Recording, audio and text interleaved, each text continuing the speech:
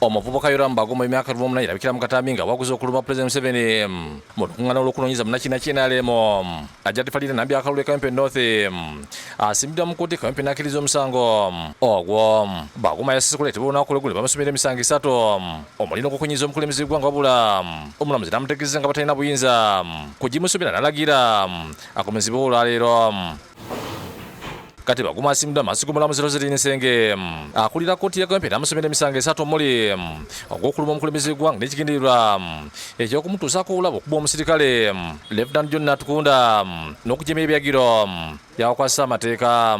Kigamba mbu 2011 omwaka ogwo ali Mbogo ekisaayi kya Mbogo Kawempe Division Kampala District n'ekigendererwa kibi n'omukenda amateeka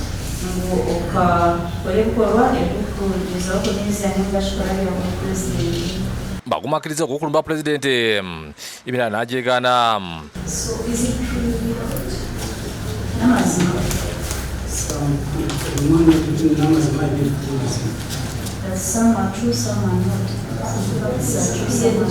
Ategeeza nga baludde nga wandikira Pulezidenti amabaluwa okumusisinkana kyokka ng'alemesebwa.